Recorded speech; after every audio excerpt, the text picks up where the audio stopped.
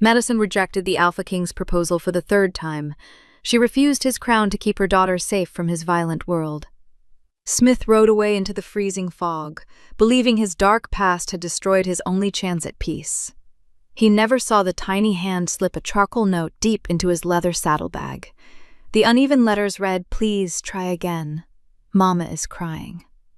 Hours later, ruthless mercenaries cornered Madison in her dusty bakery. A rusted blade swung down toward her head. She shielded her little girl and waited for the end. Instead, the heavy oak door shattered into 1,000 splinters. The deadliest man in the realm had returned. The winter wind bit through the cobblestone streets of Oakhaven. Smith rode at the front of his royal vanguard. He had conquered 3 neighboring provinces before the first snow fell. Men called him a tyrant behind closed doors. To his face, they called him their king. He wore heavy chainmail beneath a dark wool cloak. His face bore the scars of countless battles. He trusted no one but the sword resting at his hip. Madison scrubbed the wooden counter of her small bakery. Her hands were cracked and raw from the freezing water. She watched the passing soldiers through a frosted window. Her life was an endless cycle of baking, cleaning, and surviving. She had buried her husband 4 years ago. Now she only cared about one thing in this brutal world. Her 5-year-old daughter sat by the dim hearth. Lily clutched a worn wooden doll in her lap. "Is that the scary man, Mama?" Lily asked softly. Madison hushed her immediately and pulled the curtains shut. She knew men with power brought nothing but grief to commoners. A sudden shout shattered the quiet morning. An arrow struck the stone wall right beside Smith's head. Chaos erupted in the crowded market square. Assassins threw off their peasant cloaks and drew rusted blades. Smith swung down from his panicked horse. He drew his broadsword in one fluid motion. He parried a fatal blow aimed at his neck. His guards scrambled to form a defensive ring. A second arrow grazed Smith's upper arm. Blood soaked into the dark fabric of his sleeve. He backed into a narrow alley to avoid the archers on the roofs. The alley ended abruptly at Madison's back door. Smith pressed his back against the rough wood. He breathed heavily while gripping his sword. He prepared to kill whoever came around the corner. The heavy wooden door behind him suddenly creaked open. Smith spun around with his weapon raised. He stopped mid-swing. Lily stood in the doorway. She looked up at the towering man covered in dirt and blood. She did not scream or run away. She reached into her patched apron. Lily pulled out a clean strip of white linen. She held it up toward his bleeding arm. "You are hurt," the child said simply. Smith stared down at the small hands, offering him comfort. Nobody had spoken to him without trembling in a decade. He slowly lowered his sword. He knelt on the frozen mud to take the cloth. Madison sprinted from the front room. She snatched Lily and pulled the child firmly behind her skirt. Madison stood between the imposing king and her daughter. She grabbed a heavy iron poker from the fireplace. Her hands shook, but her eyes were steady. "Leave this house," Madison said. Smith stood up to his full height. He easily dwarfed the fragile woman standing before him. He looked at the iron poker and then at her fierce expression. He saw no reverence or fear in her posture. He only saw a mother protecting her own. The clash of steel in the square began to fade. His soldiers had slaughtered the assassins. Heavy footsteps echoed at the mouth of the alley. 4 royal guards rushed forward with weapons drawn. Smith raised a single bloody hand to halt them. He did not break eye contact with Madison. He wrapped the child's linen strip tightly around his own wound. The scent of fresh bread filled the tense silence. Smith looked around the impoverished, drafty kitchen. He looked back at the woman who dared to threaten him. "Pack your things," Smith ordered. Madison tightened her grip on the iron poker. "Excuse me?" she asked. "You will come to the capital," he stated. He took a step closer to the threshold. "I have enough gold to feed you both for a lifetime," he continued. He pointed to the child hiding behind Madison's dress. "She will never wear rags again," he said. Madison did not drop her weapon. "And what is the price for this gold?" she asked. Smith met her defiant gaze. "Marry me," Smith said. The royal guards gasped in unison. Their king had never taken a wife or shown interest in courtly romance. He was offering a crown to a peasant in a dirty alley. Smith waited for her to fall to her knees in gratitude. He expected tears of joy and immediate submission. Madison stood perfectly still. She looked at the blood dripping from his armor. She thought of the violence that followed him like a shadow. She thought of the quiet, safe life she wanted for Lily. Madison lifted her chin. "No," she replied. The word echoed loudly in the cramped space. Smith frowned in genuine confusion. "I can give you the world," he told her. "You only know how to conquer worlds," Madison answered. She stepped back and prepared to close the door. "I will not let my daughter grow up in a slaughterhouse," she said. Madison slammed the heavy door in his face. She slid the iron bolt lock into place. Smith stood outside in the freezing wind. He stared at the wooden planks separating them. He touched the white linen tied around his arm. He had commanded armies and destroyed empires. Nobody had ever told him no. A strange feeling settled in his chest. It was not anger or pride. It was a deep, unsettling curiosity. Smith finally turned away from the door. He walked past his stunned guards without saying a word. He mounted his horse in the bloody market square. The king left Oakhaven that day, but he left a piece of his mind behind in that bakery. Smith sat on his iron throne in the capital. The great hall was silent despite the crowded court. Generals laid war maps across the heavy oak tables.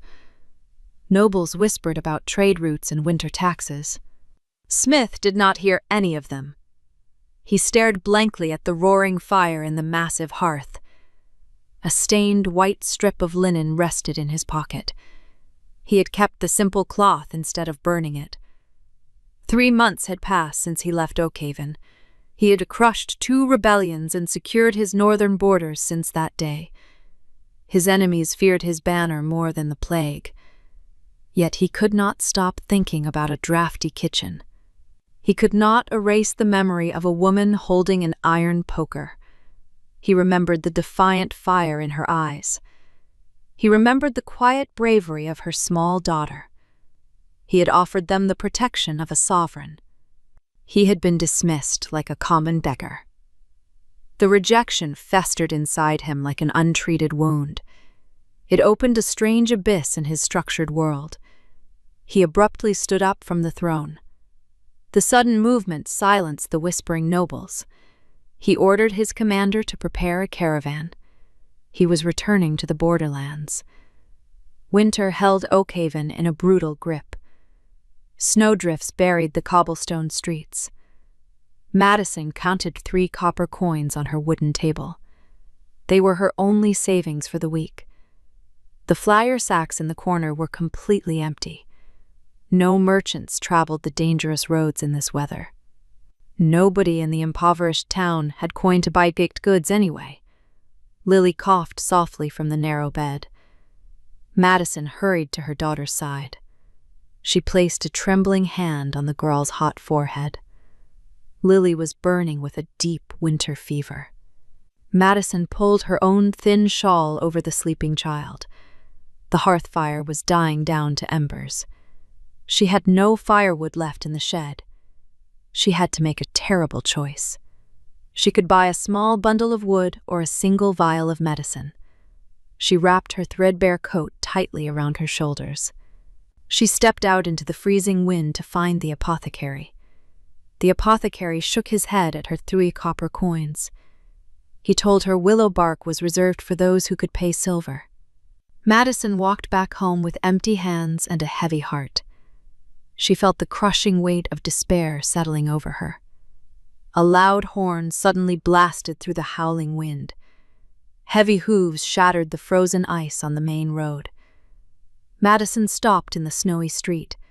She watched a massive royal procession enter the town square. 10 heavy-wheating wagons rolled past the local tavern. They were loaded with sacks of grain and thick furs. Armored knights rode alongside the valuable cargo. Smith rode at the front on a towering black warhorse. He wore a dark fur mantle over his steel plates. The townsfolk fell to their knees in the snow. Madison stood frozen in the middle of the road. Smith spotted her immediately. He steered his horse directly toward her. He looked at her blue lips and shivering frame. He swung down from his saddle. He unclasped his heavy fur mantle and threw it around her shoulders. The thick fur instantly blocked the biting wind. Madison flinched but did not push it away. "Where is the child?" Smith asked sharply. "She is at home," Madison answered through chattering teeth. "Show me," he commanded.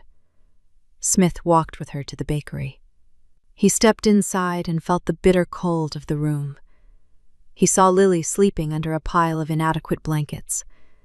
He heard the deep rattle in her small chest. Smith turned back to the open door. He shouted an order to his soldiers. 2 guards quickly rushed in with armfuls of dry firewood. A royal physician followed them with a leather medical bag. The physician immediately went to examine Lily. Guards began carrying sacks of flour and cured meats into the kitchen. They stacked the expensive food on the dusty shelves. Madison watched the chaotic scene in stunned silence. Smith stood in the center of her kitchen like a conquering hero. He watched the fire roar back to life in the hearth. He watched the physician pour a rare tincture into a cup for Lily. The room grew warm within minutes. "I told you I could provide for you," Smith said quietly. Madison looked at the sudden wealth surrounding her. She looked at her daughter resting peacefully with proper medicine. She felt a wave of profound relief wash over her. Then she looked into Smith's dark eyes. She saw the quiet satisfaction of a man who had won a siege. He believed he had finally bought her surrender. Madison took a slow, deep breath. She unclasped the heavy royal mantle from her shoulders. She folded the expensive fur and placed it on the counter. "Thank you for the medicine," Madison said. She walked over to the stack of flour sacks. "I will repay you for the food and the doctor's time," she added. Smith frowned at her formal tone. "You owe me nothing," he stated. He took a step toward her. "I came here to ask you again," he said. "Come to the capital and be my queen." He gestured to the warm fire in the sleeping child. "You will never have to beg an apothecary for bark again." Madison stood straight and looked him in the eye. "You do not want a wife," she told him. "You want a pet." Smith tightened his jaw in frustration. "I am offering you survival," he argued. "You are offering a gilded cage," she corrected. She crossed her arms over her thin dress. "You saw my weakness and used it to force a victory," she said.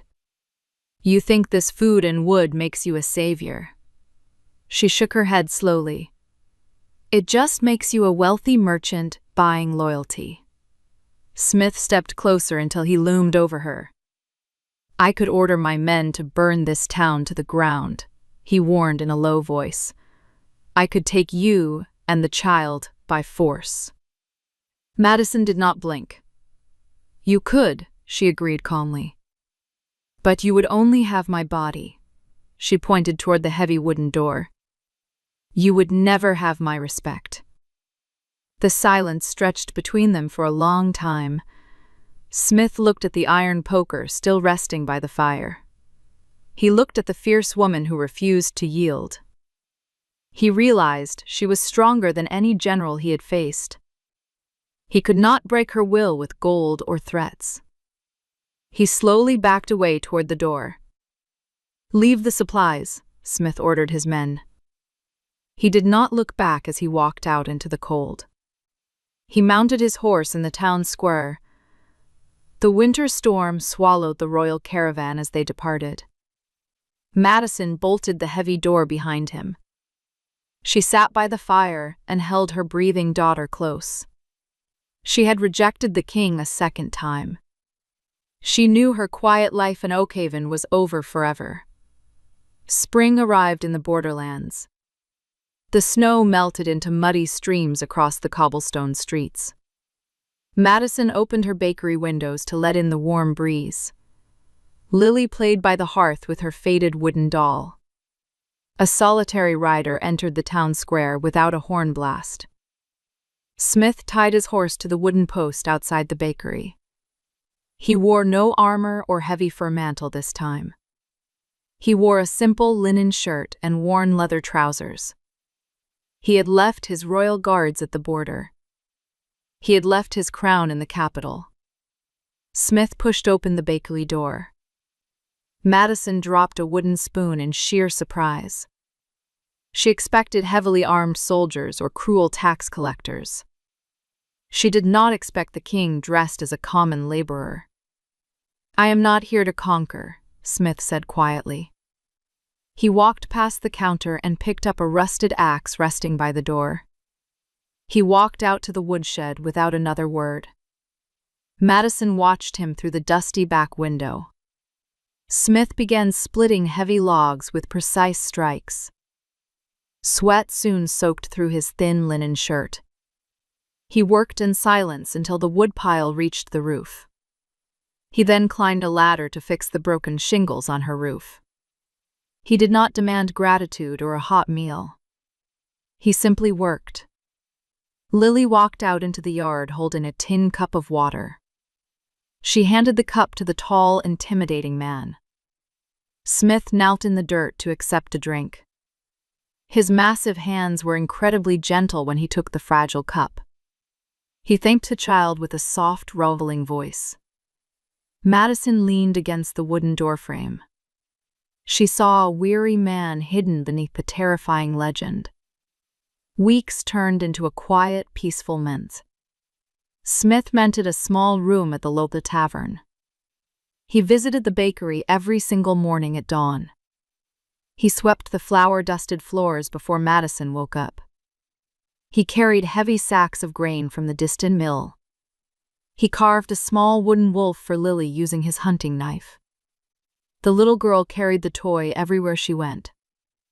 The townsfolk eventually stopped hiding when he walked down the street. Madison found herself looking for his broad silhouette in the morning mist. She felt a dangerous warmth growing in her chest. She knew she was standing on the edge of a steep cliff. One evening, Smith washed his hands in the wooden basin. The bakery was quiet after a long day of intense labor. Lily was asleep in the back room with her wooden wolf. Smith stood by the stone hearth and looked at Madison. The dim firelight softened the harsh scars on his face. "I have learned a great deal in this kitchen," Smith said. Madison wiped the white flour from her patched apron. "You learned how to knead dough," she replied softly. Smith shook his head slowly. "I learned what peace feels like," he told her. He took a slow step toward her. He did not crowd her or loom over her like before. He kept a respectful, cautious distance. "I brought you gold, and you called me a merchant," he said. "I brought you armies, and you called me a tyrant." He extended his empty, calloused hands toward her. "Today, I bring you nothing but a man." Madison stared at his scarred palms. "I will step down from the throne," Smith continued. Madison gasped at the impossible statement. "I will leave the crown to my generals," he said. "I only want to stay here in Oakhaven with you." He looked deeply into her anxious eyes. "Marry me, Madison." It was his third proposal. It was the first one that sounded like a desperate plea. Madison felt a single tear slide down her cheek. She wanted to say yes and rest against his strong shoulder. She looked at the wooden wolf resting on the table. Then she looked at the deep blade scars covering Smith's arms. Those marks told a dark story of a violent past. "A king cannot simply walk away from his shadow," Madison whispered. Smith stepped closer with a pleading look. "I can," he insisted. "Your enemies will never believe you," she said. She pointed to the scars beneath his rolled sleeves. "The men you defeated will always seek their retribution." She thought of the brutal assassins in the alleyway months ago. She thought of Lily caught in a storm of burning arrows. "They will track you to this quiet town," Madison said. Her voice trembled with unshed tears and rising fear. "They will burn my bakery to the ground just to reach you." Smith lowered his hands. "I would die before I let them touch you," he swore.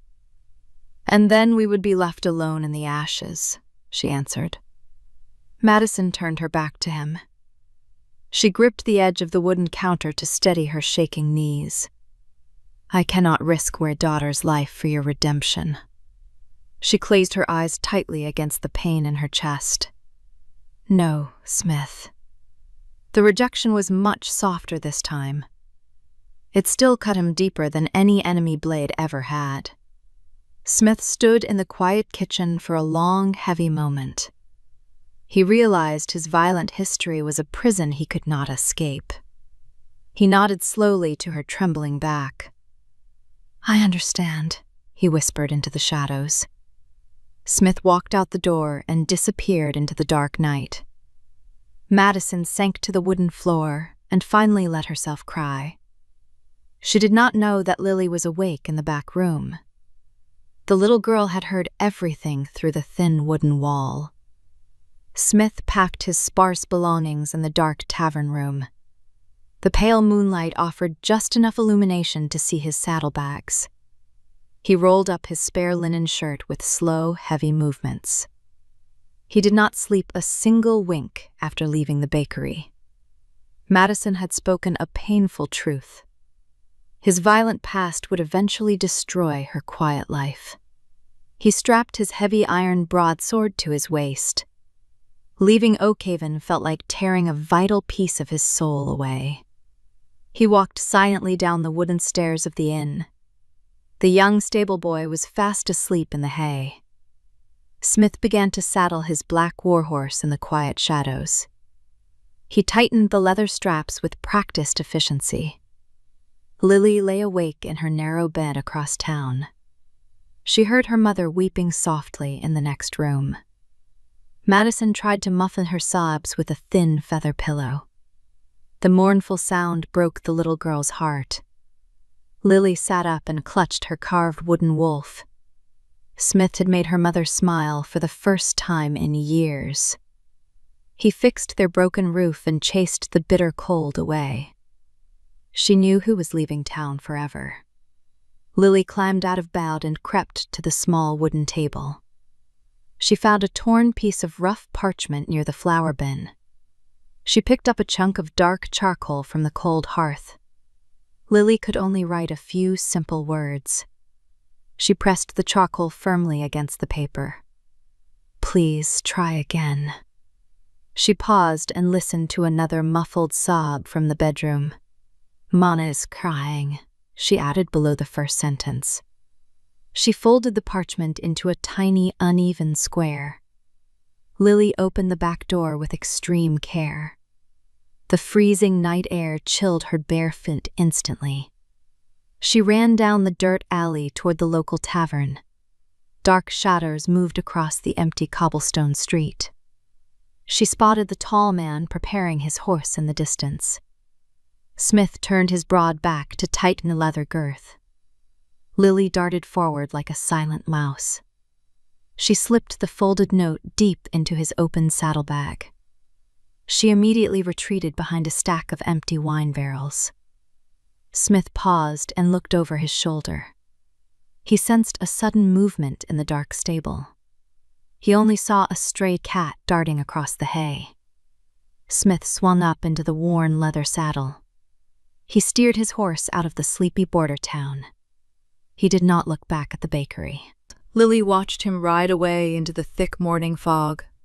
She whispered a quiet prayer for his quick return. Morning sunlight eventually broke through the gray clouds. Smith rode steadily along the rugged mountain path. He put miles of distance between himself and Oakhaven. His chest felt hollow and completely numb.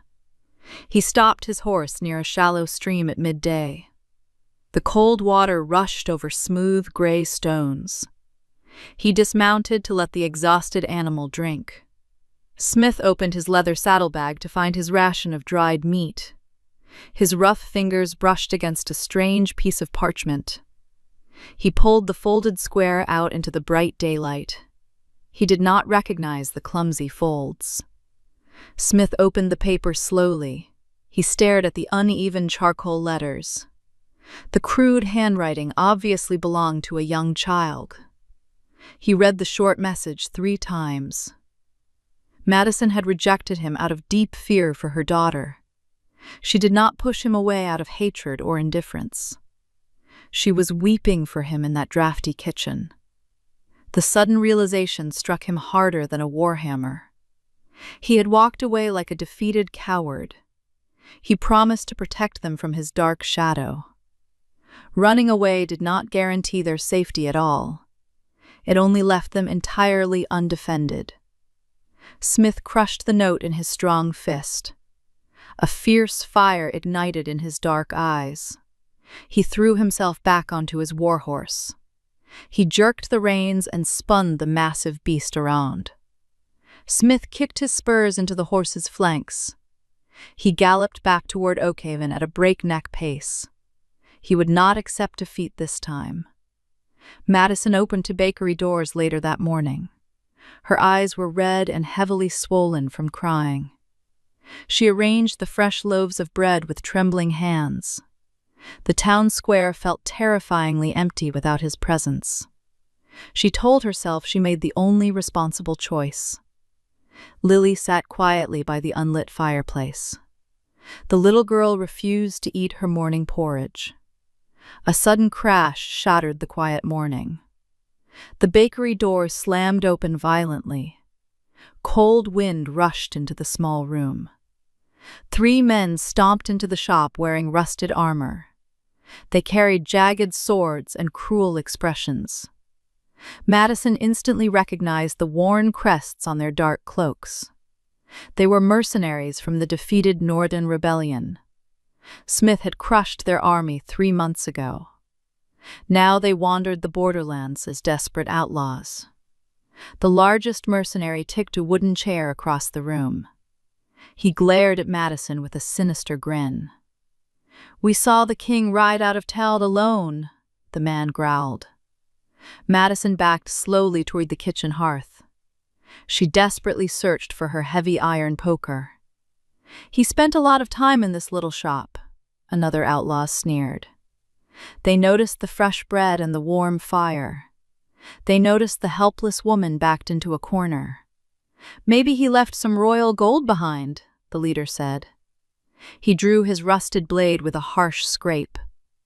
Madison pushed Lily behind her skirt immediately. Her heart pounded against her ribs like a trapped bird. She gripped the iron poker with sweaty palms. "There is no gold here," Madison said firmly. Her voice shook despite her best efforts to remain brave. The leader took a heavy step forward. He knocked the fresh loaves of bread onto the dirty floor. "We will take whatever we want," he promised. Madison swung the iron poker in a desperate arc. She struck the leader hard across the forearm. The man howled in sudden pain and dropped his sword. His companions cursed and lunged at her. One outlaw grabbed Madison by the shoulder and threw her to the ground. The iron poker clattered listlessly across the wooden planks. Lily screamed and hit the attacker with her small fists. The man shoved the child backward into the dusty flour sacks. Madison scrambled across the floor to reach her daughter. The leader picked up his fallen sword with a furious roar. He raised the jagged blade high above Madison's head. She curled her body over Lily to shield the child. She waited for the fatal blow to fall. A thunderous crash suddenly echoed from the front room. The bakery door was ripped entirely off its iron hinges. The heavy wood slammed into the opposite wall and splintered into pieces. The mercenaries spun around in absolute shock. Smith stood in the ruined doorway. He blocked out the sunlight with his massive frame. His chest chafed with brutal exertion. His eyes burned with murderous fury. He did not wear his crown or his heavy armor. He only held a single broadsword in his right hand. The leader of the mercenaries took a terrified step back. He recognized the face of the man who slaughtered his entire army. Smith looked down at Madison bruising on the floor.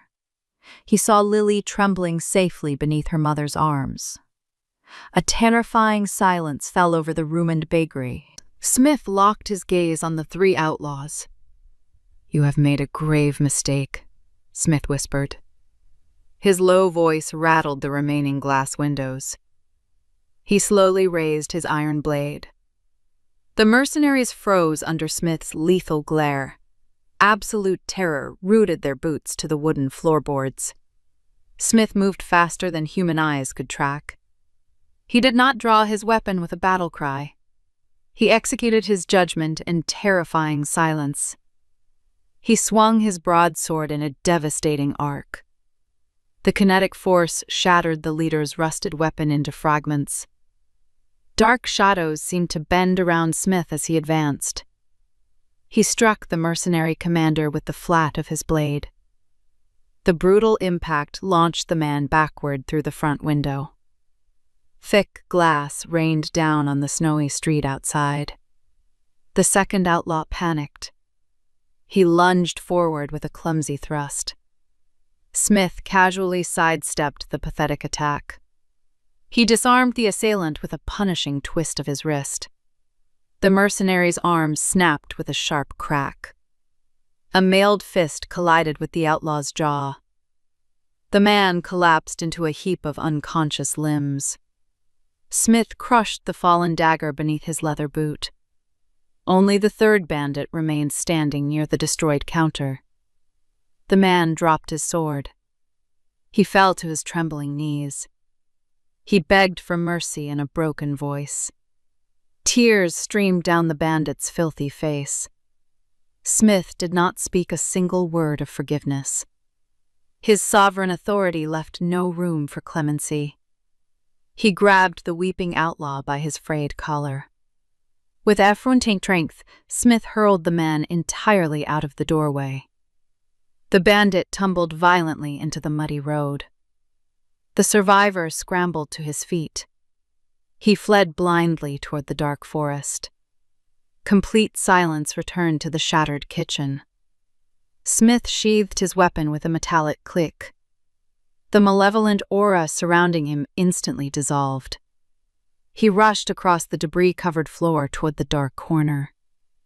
Madison still knelt on the ground.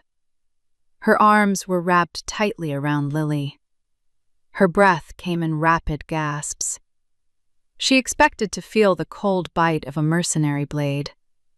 Instead, she felt the sudden warmth of safety. Smith dropped heavily to both knees in front of them. He reached out with shaking hands.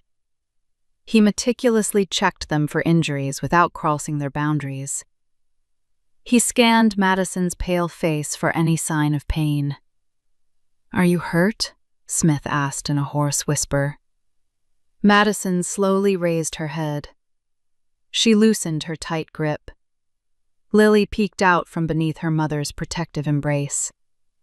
The child was covered in white flour. She remained completely unharmed.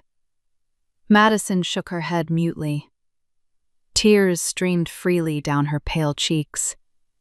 She realized how close they had just come to total ruin. The harsh reality of the borderlands had finally caught up to her.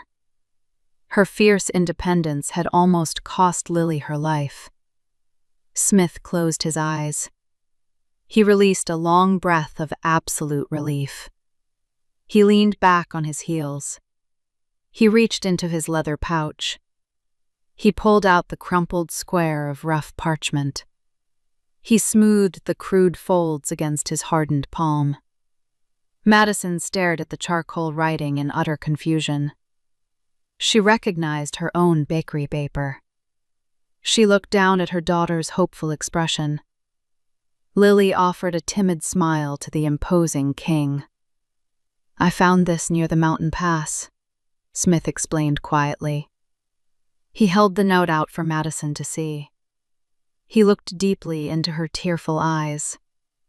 "You told me my shadow would destroy this quiet life." He gestured to the broken door. He pointed at the ruined bread scattered everywhere. "You were entirely right about the danger." He leaned closer to her. "But running away left you defenseless against it." Madison wiped her face with the back of her hand. She looked at the unparalleled strength radiating from him. The mercenaries would have slaughtered them without a second thought. Smith was the only reason they were still breathing. She finally saw the truth in his words. "My past will always follow me," Smith admitted honestly. He did not try to hide the dark truth anymore. "Men will seek their retribution against me until the end of my days." He gently took Madison's cold hands in his own. His touch was warm and incredibly grounding. "I cannot erase the violence I have committed in my reign." His voice carried the heavy weight of a solemn oath. "But I can become the impenetrable wall standing between you and the abyss." He brushed a stray lock of hair away from her damp face. "I will never let a single blade reach this family again." He pressed her small hands against his scarred chest. "I am asking you to let me stay."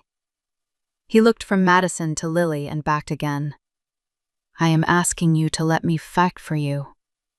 Madison felt the steady rhythm of his heartbeat. She saw the desperate vulnerability hiding beneath his formidable exterior. He was a king who commanded entire continents. Yet he was begging a ruined widow for a reason to live. The terrifying barrier of fear inside her finally shattered completely. She understood that his immense power was not a threat to her. It was the exact shield they desperately needed to survive. She realized she loved him for the man he was trying to be. Madison let out a broken sob. She nodded her head once. "Yes." Madison whispered into the quiet room. The single word carried the immense force of a binding covenant. Smith let out a sound that was half laugh and half sigh. The heavy burden of his solitary existence lifted instantly. He wrapped his massive arms around her delicate frame. He pulled her against his chest in a protective embrace. Madison buried her face into his broad shoulder. She finally let go of the crushing burdens she had carried alone for years. Lily tugged gently on the hem of Smith's linen shirt. Smith gently released Madison. He looked down at the little girl. He scooped Lily up with effortless grace. He settled the child comfortably in the crook of his heavy arm. Lily reached out and touched the hilt of his sword. She was not afraid of the deadly weapon. She knew it belonged to her protector. Smith covered her small hand with his large palm. He silently vowed to never let her see the horrors of war. "Did you bring your sword back?" Lily asked innocently. Smith offered her a rare smile. "I brought everything back," he promised the child. He stood up to his full height. He effortlessly supported both Madison and Lily against his sides. The harsh winter wind blew through the missing doorway. It did not feel cold or threatening to Madison anymore.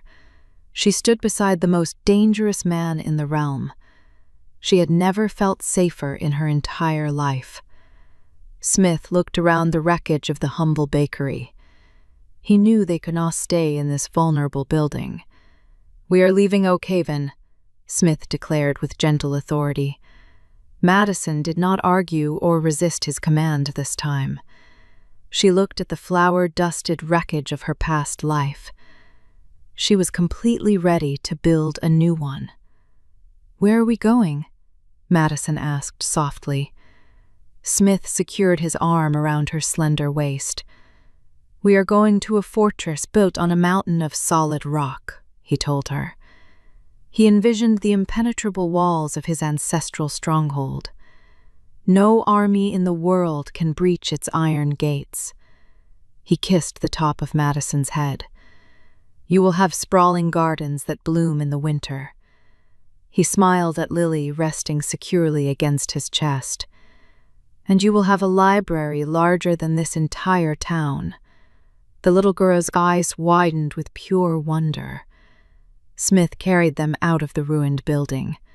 The townsfolk had gathered in the muddy street to whisper. They fell completely silent as the king emerged from the shadows. Smith ignored the frightened peasants. He spotted the town mayor cowering near the tavern. Smith gestured for the trembling official to approach. He tossed a heavy leather purse onto the frozen mud. "Repair the bakery," Smith ordered the mayor. "Give it to the poorest family in this miserable town." The mayor scrambled to pick up the royal gold. He bowed repeatedly to the king. Smith turned away from the gaping crowd. He walked toward his waiting war horse. His royal vanguard would arrive by nightfall to escort them. Until then, his blade was the only security they needed. The dark abyss of his past no longer consumed him. He had found his light in a forgotten border town. He would gladly burn the rest of the world to ashes to keep it safe. Madison leaned against his side as they waited. She watched the snowflakes land on his broad shoulders. The terrifying tyrant of Oak Haven was gone forever. He was simply a father and a husband now. The royal vanguard arrived to Oak Haven just before dusk. 50 heavily armored knights rode into the muddy square. They brought a massive wooden carriage reinforced with iron plating.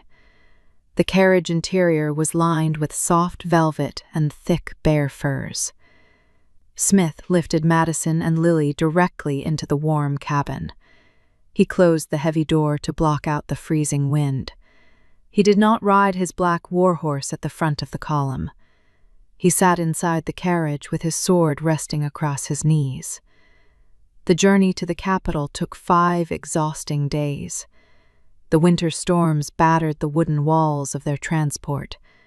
Madison watched the harsh weather through the narrow glass window. She felt no cold or fear during the long trip. Smith kept the brass heaters filled with burning coals. He spent hours listening to Lily talk about her wooden doll. The ruthless conqueror showed infinite patience to the small child. The royal procession finally reached the iron fortress on the 5th morning. The massive stone walls loomed against the jagged gray mountains. Its dark towers disappeared into the low winter clouds. Heavy iron gates groaned open at the sound of the king's horn. Hundreds of servants and armed guards lined the vast courtyard. They bowed their heads in perfect unison as the carriage rolled to a halt. Smith stepped out onto the polished stone pavement first. He turned and offered his scarred hand to Madison. She hesitated for a brief second before stepping out. She still wore her faded cotton dress and patched wool coat. Her worn leather shoes looked absurd against the spotless marble. Lily clung tightly to Madison's hand while scanning the giant stone walls. Smith did not rush them or ask them to hide. He escorted them proudly toward the grand entrance of the main keep. The great hall was crowded with the most powerful nobles in the realm. Dozens of lords and ladies wore shimmering silk and spun gold. They expected their king to return with a captive general or a forged treaty. A collective gasp echoed through the cavernous room. The sovereign ruler of the continent was holding hands with a peasant. Madison kept her chin raised despite her racing heartbeat. She felt the heavy weight of 100 judgmental stares. She heard the malicious whispers circulating among the velvet-clad ladies. Smith ignored the murmurs and led Madison toward the elevated dais. Two massive thrones carved from solid black obsidian dominated the room. Smith guided Madison to stand directly beside the smaller throne. He turned to face his silent, stunned court. Duke Harrington stepped forward from the front row of nobles. He was a wealthy, arrogant man who controlled the southern trade routes. His chest was covered in meaningless decorative medals. He bowed low, but his eyes carried obvious disdain. "Welcome home, my king," Harrington said smoothly. He glanced pointedly at Madison's stained apron and raw hands. "We did not realize you were bringing common charity to the high table." The great hall went deathly quiet. Harrington smiled a thin, venomous smile. "Perhaps the head steward can find suitable quarters for your servants in the lower levels." Madison felt a flush of humiliation burn her cheeks. She instinctively pulled Lily closer to her side. Smith did not shout or draw his weapon. His reaction was far more terrifying. The temperature in the vast room seemed to drop drastically. Smith stepped down from the dais with slow, deliberate movements. His heavy boots clicked against the stone floor like a countdown to execution. He stopped mere inches from the arrogant nobleman. Smith stared down at Harrington with dead, hollow eyes. "You mistake my patience for weakness," Smith whispered. His low voice carried clearly to every corner of the silent hall. Harrington lost his confident smile immediately. He took a nervous step backward. Smith reached out and grabbed the golden chain around the Duke's neck. He did not strike the man.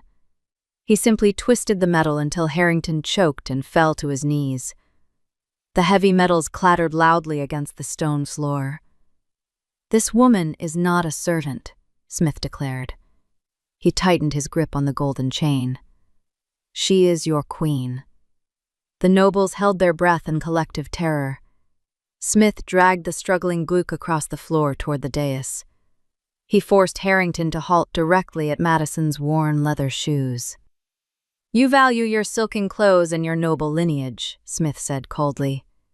He looked down at the gasping Duke.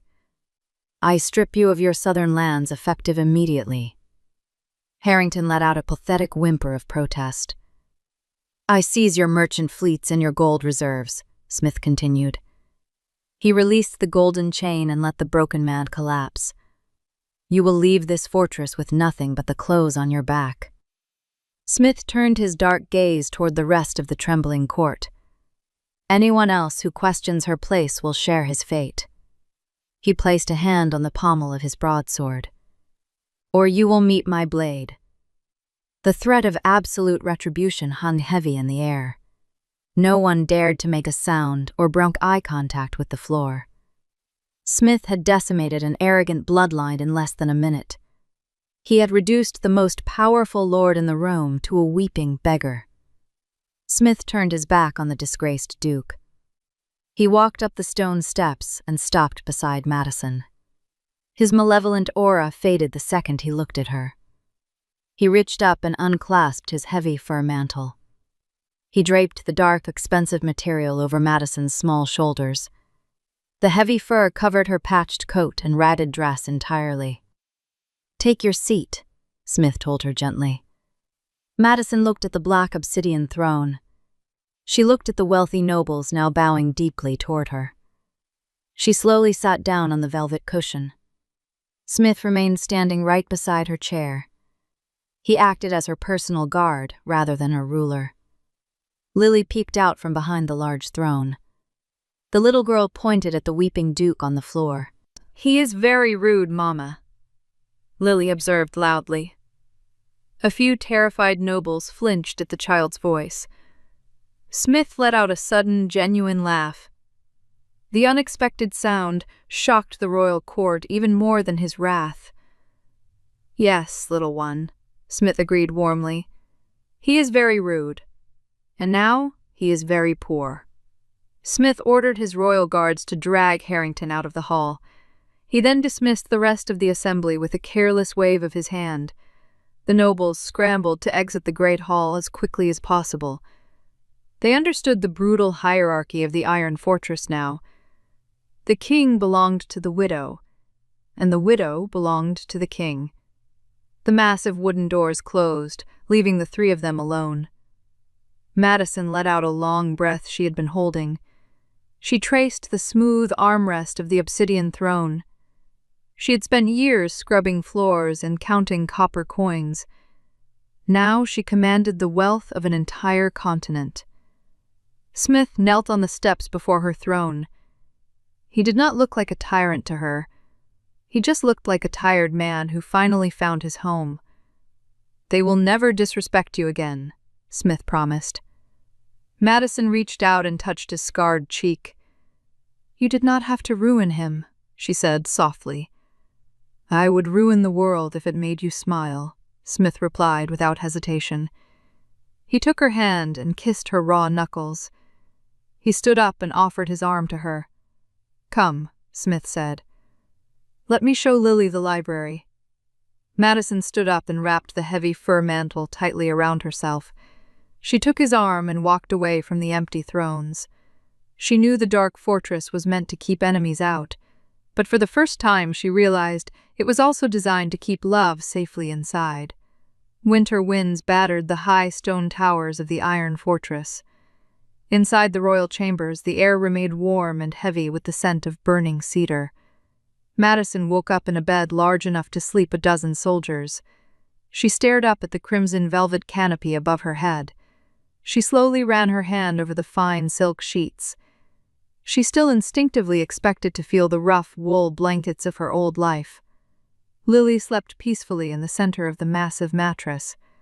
The child had not coughed a single time since they left the borderlands. Madison slipped out of bed without making a sound. Her bare feet sank into the thick rugs covering the cold stone floor. She walked toward the heavy oak wardrobe resting against the far wall. She bypassed the dozens of gowns made from spun gold and fine lace. She reached for her faded cotton dress from Hookhaven. A large hand gently covered her wrist before she could touch the worn fabric. Smith stood directly behind her. He wore a dark tunic and his heavy iron sword belt. "Burn that dress," Smith said quietly. Madison looked over her shoulder at his serious expression. "It reminds me of who I am," she told him. "It reminds me of a world that failed you," he replied. He pulled the cotton dress from the wooden hanger and tossed it into the hearth fire. The dry fabric caught the flames immediately and turned to ash. Smith reached into the wardrobe and pulled out a deep emerald gown. He held the heavy velvet fabric against her shoulders. "You are the sovereign of this fortress now," he said. "You must wear armor just like the rest of us." Madison understood the truth in his words. The capital was a different kind of battlefield. Knives here were hidden behind patronizing smiles and polite curtsies.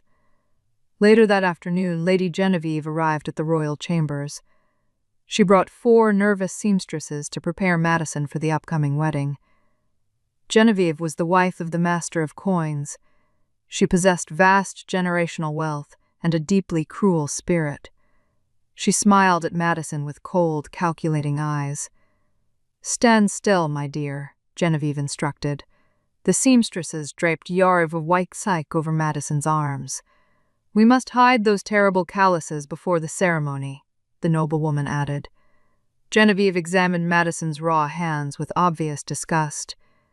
The king has always possessed such strange tastes in his spoils of war. Madison kept her posture rigid and her face completely blank. She remembered the harsh lessons of the borderlands.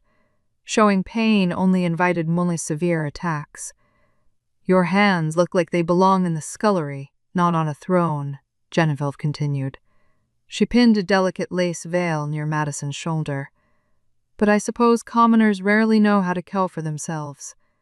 The heavy wooden door to the chamber swung open. Smith stepped into the room. The four seamstresses immediately dropped to their knees in terror. Genevieve offered a deep, exaggerated curtsy. Smith ignored the noblewoman entirely. He walked directly to Madison and inspected the white silk gown. He noticed the tense line of Madison's jaw. He looked down at her bare hands resting against the fabric. Smith turned his dark gaze toward Lady Genevieve. The temperature in the room plummeted. "Did you find a flaw in the Queen's appearance, Genevieve?" Smith asked. His voice was dangerously calm. Genevieve swallowed hard and maintained her polite smile. "I was merely suggesting some rose oil for her skin, my king," she lied smoothly. "The harsh labor of her past has left unpleasant marks." Smith closed the distance between them in 2 long strides. Genevieve backed into the stone wall. Smith did not touch her. He reached into his leather pouch instead. He pulled out a heavy gold ring bearing the royal crest. It was the master signet of the royal treasury. Smith turned his back on the trembling noblewoman. He walked back to Madison. He took her scarred right hand gently in his own. He slid the heavy gold ring onto her index finger. The metal felt incredibly cold against her warm skin. "This ring commands every gold reserve on the continent," Smith announced clearly. He kept his eyes focused entirely on Madison. "It controls the taxation of the trade routes and the funding of the noble estates." He finally looked back at Lady Genevieve over his shoulder. The noblewoman had turned a ghastly shade of pale. Her husband's entire fortune relied on royal grants. "My wife's hands built a life from nothing," Smith stated.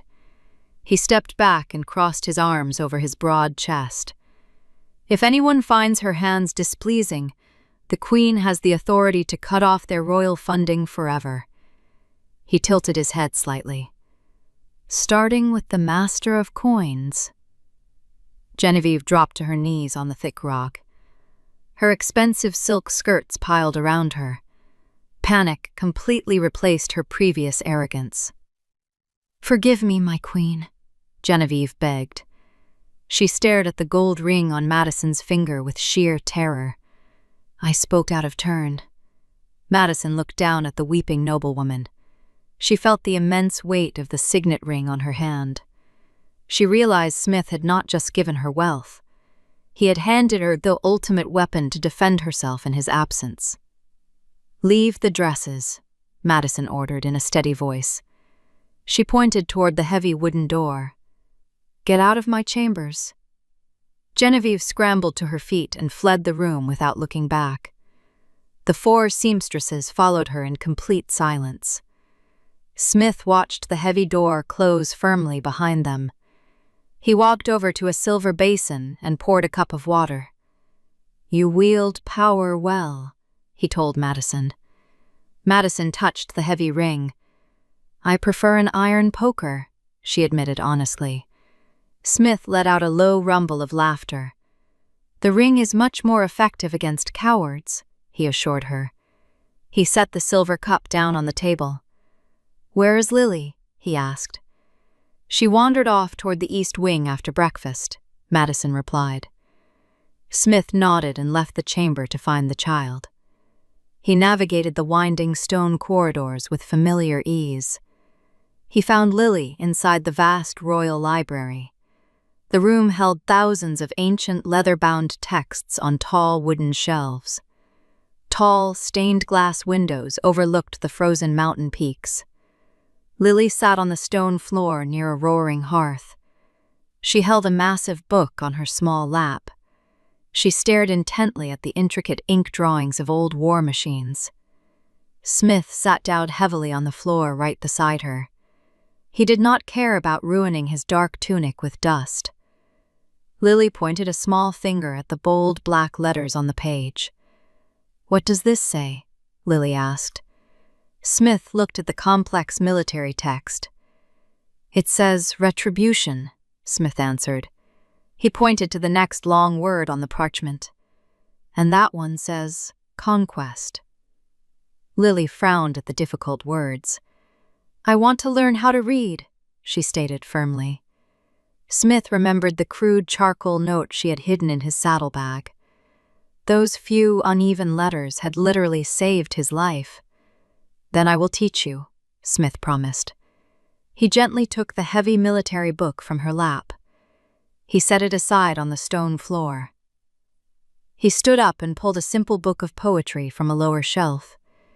He sat back down and opened the book to the first page. "We will start with something beautiful instead," he said. Lily leaned against his massive arm. She followed his rough, scarred finger as it traced the letters. Madison stood quietly in the library doorway. She watched the deadly warlord patiently sound out vowels for her daughter. She saw the gentle concentration on his scarred face. She watched Lily lean her head against his broad shoulder in total trust. The winter storm raged violently outside the fortress walls. It could not touch the warmth growing inside the library. Madison pressed her hand against her chest. Her heart felt dangerously full. The king had conquered the world with blood and iron, but he had surrendered his entire soul to a widow and a fatherless child. She turned and walked back to the royal chambers to prepare for the wedding. She did not need a dress made of spun gold to feel like a queen anymore. Thousands of thick wax candles illuminated the cavernous royal cathedral. The heavy scent of burning myrrh masked the cold dampness of the stone walls. Hundreds of nobles packed into the heavy wooden pews. They wore their finest silks and displayed their ancestral jewels. Total silence ruled the massive room. Fear kept the courtiers perfectly still. Smith stood at the high altar wearing a tunic of spun black wool. He did not wear ceremonial golden armor or a decorative cape. He kept his iron broadsword strapped firmly to his waist. A sovereign did not disarm for anyone. Heavy wooden doors groaned open at the far end of the nave. Madison stepped into the flickering candlelight. She did not walk with the timid steps of a borderland widow. She moved with the steady grace of a woman who had survived starvation and assassins. She wore the deep emerald velvet gown. No intricate lace hid the calluses on her hands. The heavy gold signet ring caught the candlelight on her right hand. Lily walked closely beside her mother. The little girl wore a matching emerald dress and carried her wooden wolf. Smith felt a strange tightness in his throat. He had watched enemy fortresses collapse and entire armies surrender. None of those victories moved him like the sight of his family walking toward him. Madison reached the high altar and stopped facing Smith. She looked past his facial scars and saw only the man who split firewood in her yard. The high priest stepped forward from the shadows of the altar. He wore elaborate white robes embroidered with silver threads. He belonged to an ancient bloodline that despised commoners. Some bitter nobles had bribed the priest to subtly humiliate the new bride. The priest raised his hands to begin the sacred rite. His voice echoed loudly off the vaulted stone ceiling. He spoke of divine duty and royal lineage. He turned his cold eyes toward Madison. "Do you swear to serve your king with quiet obedience, the priest asked loudly. Do you accept your place as a humble vessel for his royal legacy? A faint murmur rippled through the wooden pews. The nobles instantly recognized the altered vows. These were the vows given to foreign hostages. Madison tightened her jaw but kept her expression completely neutral. She prepared to swallow her pride for the sake of peace. Smith did not let her answer. The metallic shriek of his broadsword leaving its scabbard shattered the sacred silence. Several nobles gasped and stood up in sheer panic. Smith pointed the heavy iron tip directly at the high priest's throat. The priest froze with his hands still raised in the air.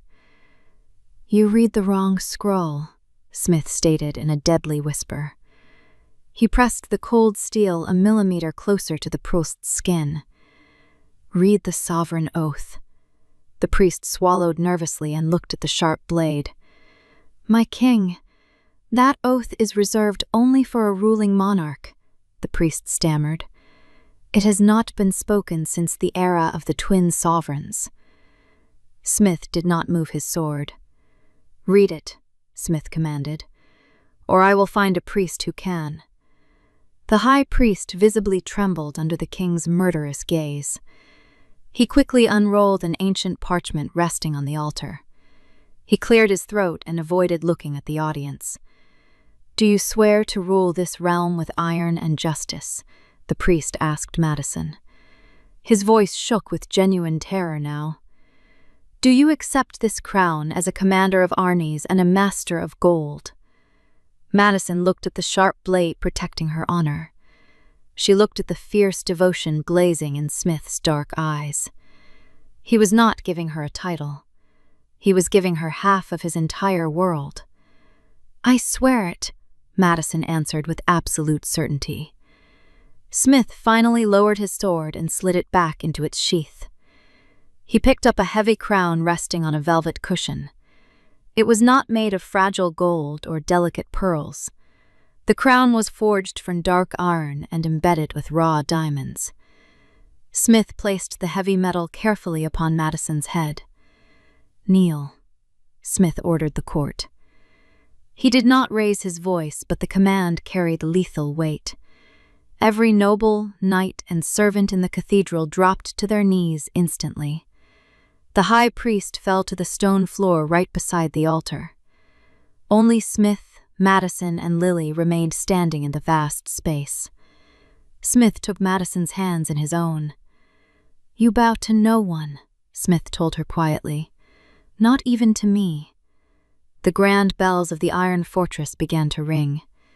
The heavy sound echoed across the snow-covered mountains.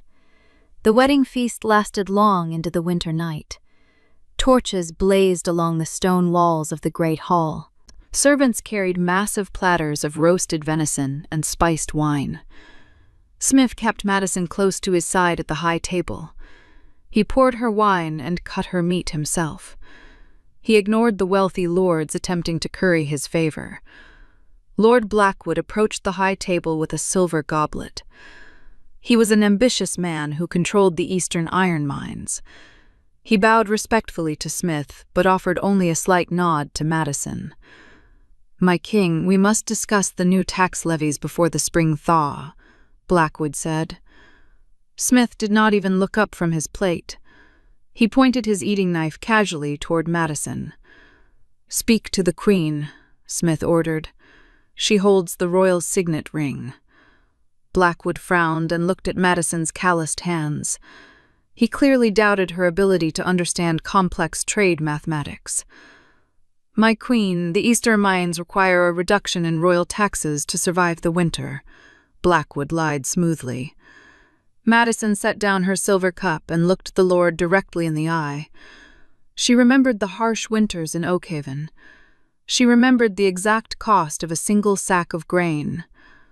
The iron trade has seen record profits for 3 consecutive years, Madison stated calmly. Blackwood stiffened in surprise. If your mines cannot afford the current tax, perhaps the crown should seize them entirely, she continued. She tapped the heavy gold ring against the wooden table. I will gladly replace you with someone who knows how to manage a ledger."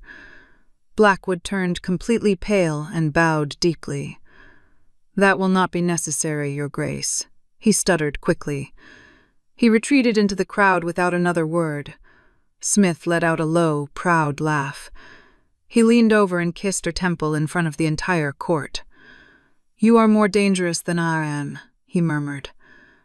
"I only learned from the best," she replied with a small smile. Lily sat on a thick cushion between them.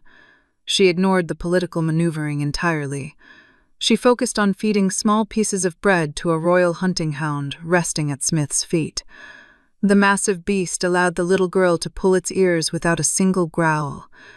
Smith spent the rest of the evening carving a small wooden horse for Lily. The little girl eventually fell asleep on a pile of fur blankets near the hearth. Madison watched the firelight dance across Smith's focused face. She felt an overwhelming sense of peace. The long day of political theater finally ended after midnight. The heavy oak doors of the royal bedchamber closed behind them. The sudden silence of the room was a welcome relief. Smith walked over to the hearth and stroked the dying fire. Madison unclasped her heavy velvet cloak and draped it over a chair. She reached up and carefully removed the iron crown from her head. She placed it on the carved wooden table. Smith turned around and watched her. He crossed the room and stood right in front of her. He reached out and gently chased the line of her jaw. "Did I frighten you today?" Smith asked softly. Madison leaned into his warm touch. "You frightened the priest," she replied. Smith rested his forehead against hers. "He tried to make you small," Smith said. "I will never allow anyone to diminish you." Madison moved her hands to his broad chest. She felt the steady, reassuring beat of his heart. "You have given me too much," she whispered. "I gave you exactly what you deserve," he answered. He wrapped his strong arms around her waist. He pulled her flush against his solid frame. He buried his face in her dark hair and breathed in her scent. He smelled sweet bread and winter pine instead of blood and smoke. Madison held him just as tightly. She realized the terrifying warlord needed comfort more than she did. He had carried the brutal weight of survival his entire life. He had trusted no one until a little girl handed him a strip of linen in an alley. Madison tilted her head up and kissed him. It was a slow, deep kiss devoid of urgency or violence. It carried the profound weight of mutual salvation. Smith kissed her back with desperate reverence. His massive hands moved gently down her back. He treated her like she was the most precious artifact in the realm. He finally pulled back slightly to look at her face. "I spent my life destroying things," Smith confessed in a rough whisper. He rested his large hand against her cheek. "Help me build something instead." Madison smiled and placed her hand over his. "We already started," she told him. She pointed toward the adjoining room where Lily was sleeping. Smith looked at the closed door and smiled. He picked Madison up effortlessly. He carried her toward the massive bed with its crimson canopy. The wind howled brutally against the fortress walls outside. It could not breach the heavy stone. The violence of the world remained locked outside that door. They had finally built a sanctuary that no Arno could ever destroy. 15 harsh winters had passed since the king brought a baker to the iron fortress. Smith stood by the tall glass window of the high tower. He watched the heavy snow bury the jagged peaks of the northern mountains. His dark hair now carried streaks of iron gray at the temples. The brutal scars on his face had faded into pale lines over the years. He wore a simple tunic of dark wool instead of heavy battle armor. Madison walked softly across the thick carpets of the royal bedchamber. She wrapped her arms around his waist from behind. Smith leaned back into her embrace and let out a long breath. Time had only sharpened Madison's quiet beauty and undeniable authority. She ruled the continental treasury with a brilliant mind and a steady hand. The kingdom had not seen a single famine since she took the throne. "The foreign delegations have gathered in the Great Hall," Madison said softly. Smith placed his large hands over hers. "Let them wait in the cold," he replied. "King Alistair brought 300 armed guards to our gates," she warned him. Smith turned around and looked down into his wife's calm eyes. Alistair was the arrogant young ruler of the Eastern Territories. The boy king sought to expand his borders through intimidation and forced treaties. "His guards will freeze in the courtyard while he begs for an audience," Smith stated. He offered his arm to Madison. "We should go down and see how our daughter handles a siege." Madison smiled and took his arm without hesitation. They walked slowly down the winding stone staircase toward the throne room. The great hall was packed with nervous diplomats and wealthy lords. Hundreds of torches cast flickering shadows against the high stone ceiling. Smith and Madison did not walk toward the twin obsidian thrones. They stood quietly in the dark archway of the side entrance. They watched the center of the vast room with quiet pride. Lily stood alone on the raised dais before the thrones.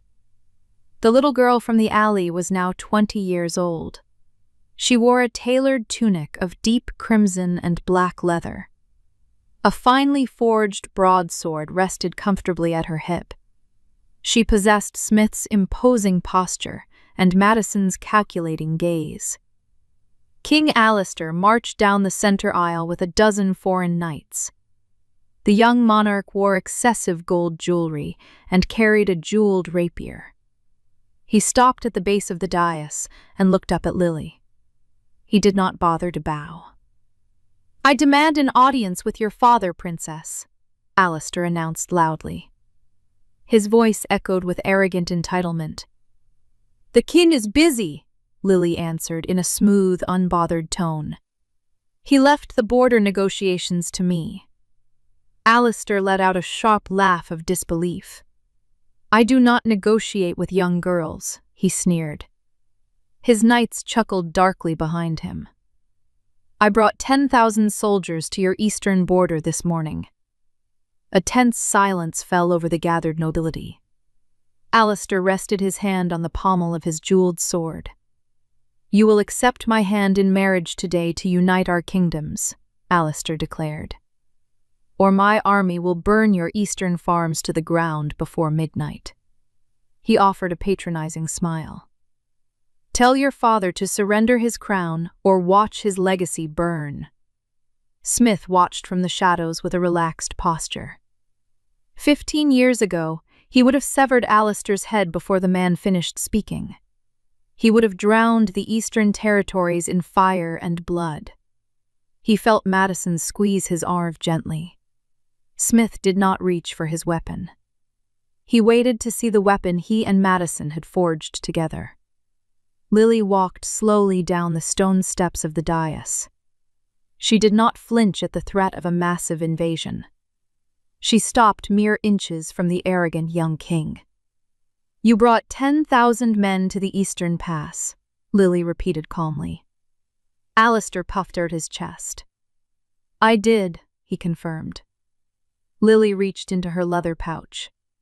She pulled out a heavy silver medallion bearing the Eastern royal crest. She dropped the medal onto the stone floor at Alistair's feet. The young king stared at the medallion in sudden shock. It belonged to his highest-ranking general.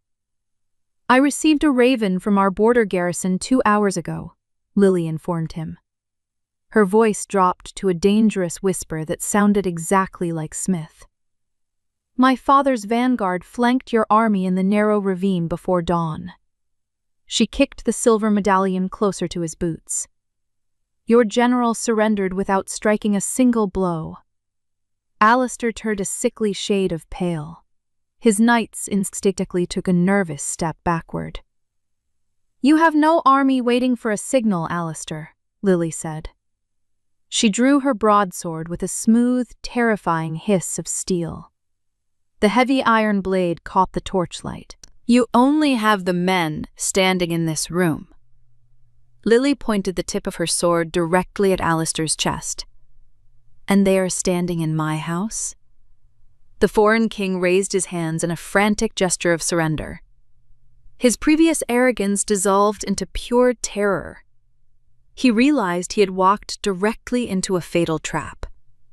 He thought he was hunting an aging tyrant. He did not realize he was facing an entirely new generation of predators. "I withdraw my proposal," Alistair stammered quickly. Lily kept her blade perfectly steady. "You will sign the Northern Trade Agreement before you leave," she ordered. "You will pay triple the standard tariff for the next decade to compensate for my wasted time." Alistair nodded vigorously. "Bring him the parchment," Lily commanded the royal scribes. She finally lowered her sword and sheathed it. She turned her back on the defeated king and walked up the steps. The courtiers in the great hall erupted into hushed whispers of awe. Smith smiled in the shadows. He kissed Madison softly on the cheek. "She is magnificent," Smith whispered. "She had excellent teachers," Madison replied. They turned away from the hall and walked up the spiral stairs. They did not need to supervise the coin anymore. Their daughter held the realm firmly in her hands. The winter sun began to set behind the jagged mountains. Smith walked out onto the high stone battlements of the fortress. The freezing wind whipped his dark cloak around his legs. He rested his hands on the cold stone parapet. He looked down at the sprawling city thriving beneath his protection. Footsteps echoed softly against the stone walkway. Lily walked out onto the balcony and stood beside him. She did not speak immediately.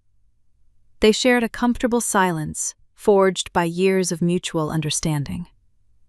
Alistair signed the treaty and fled the valley, Lily finally reported. Smith nodded without looking away from the horizon. "You handled him perfectly," Smith told her. Lily leaned against the stone wall. "I thought you would be angry that I did not execute him," she admitted. Smith turned his head to look at his daughter. He remembered the bloody alleyway in Oakhaven. He remembered the endless cycle of violence that used to define his existence. "Dead men cannot pay trade tariffs," Smith said pragmatically. He reached out and placed his heavy hand on her shoulder. "Your mother taught me that gold builds stronger walls than bones ever could." Lily smiled and rested her hand over his. She reached into her pocket. She pulled out a small object and placed it on the stone parapet. It was the little wooden wolf Smith had carved for her 15 years ago. The wood was worn smooth from years of being held. "I kept it," Lily told him quietly. "It reminded me that strength does not always have to be cruel." Smith stared at the simple wooden toy.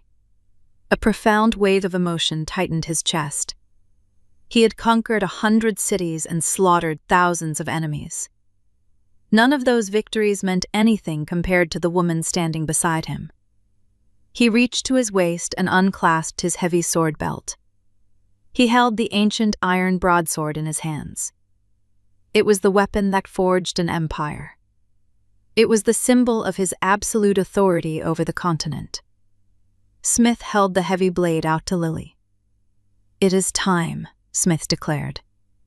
Lily looked at the legendary sword with wide eyes. She knew exactly what this gesture meant. "I am not ready to rule alone," she whispered. "You will never be alone," Smith assured her. "But I have fought my wars." He pressed the leather scabbard into her hands. "It is your turn to protect the peace." Lily closed her fingers around the heady hilt. She felt the immense weight of the legacy she was inheriting. She did not shrink away from it. She stood tall and secured the weapon to her own belt. Madison stepped out onto the balcony from the warm interior. She held 2 thick fur cloaks against the winter chill. She draped one over Lily's shoulders and the other over Smith. Madison stood between them and took both of their hands. They looked out over the darkening mountains as the first stars appeared. Smith felt the calluses on Madison's palm. He felt the cold iron of the sword resting against his daughter's hip. The violent abyss of his past had finally closed forever.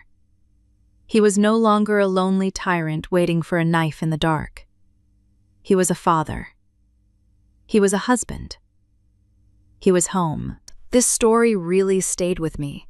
It reminds us that true strength isn't about fighting the world, but having the courage to finally lay down your sword for love. If Smith and Madison's journey touched your heart today, please subscribe to the channel, and I would absolutely love to know, where in the world are you listening from? Leave your city or country in the comments below and tell me how this ending made you feel. I read every single one. See you in the next story.